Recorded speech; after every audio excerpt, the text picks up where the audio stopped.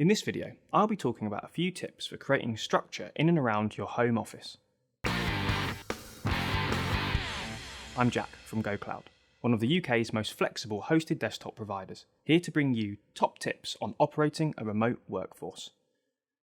There are so many advantages that come with working from home, including more control over your environment, a smaller carbon footprint due to there being no commute, and the option to enjoy a freshly prepared home-cooked lunch every single day.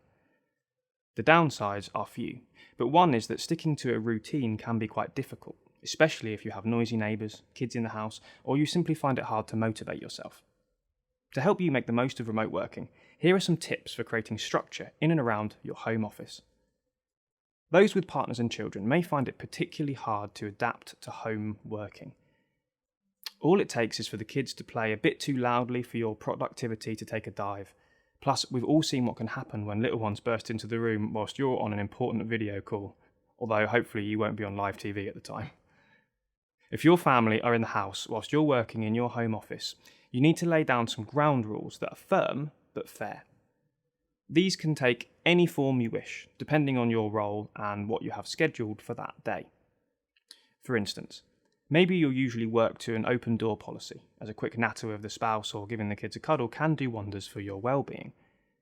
However, it might be that you set up specific times when they need to give you privacy because you're in a meeting or you have to focus on a task, as this way they know the situation and won't accidentally get on your nerves.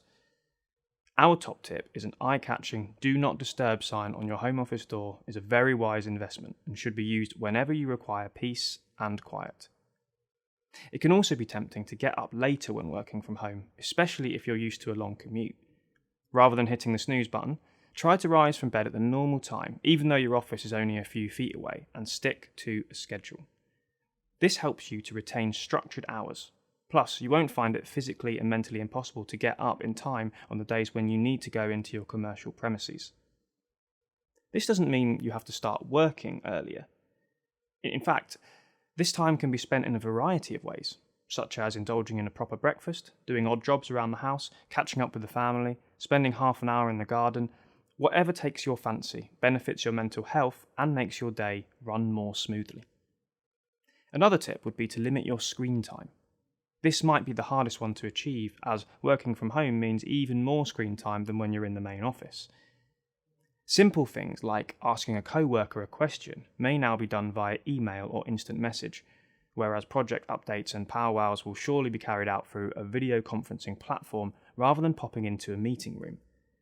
This means that the average home worker is on a screen for almost every minute of their working day, which can cause eye strain, headaches, and what people are increasingly calling Zoom burnout.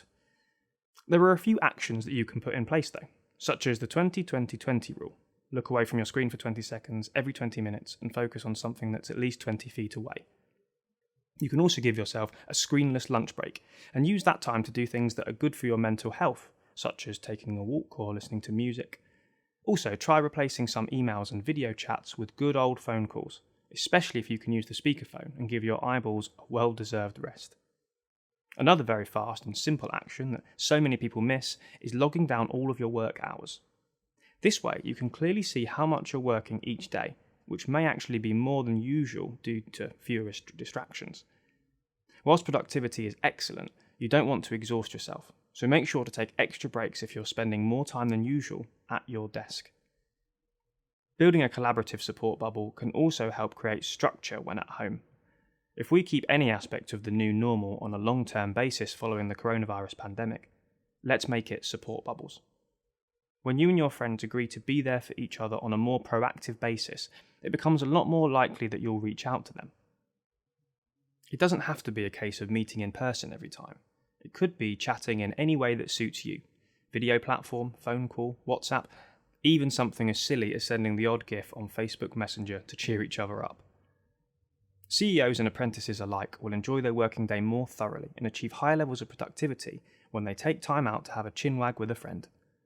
No one is too busy to have a social life, so build a collaborative support bubble, physical or virtual, and use it as much as you need to.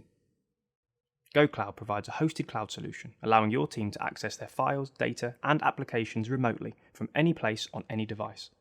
If you're interested in finding out about how GoCloud can help your business, check out our website at gocloud.co.uk.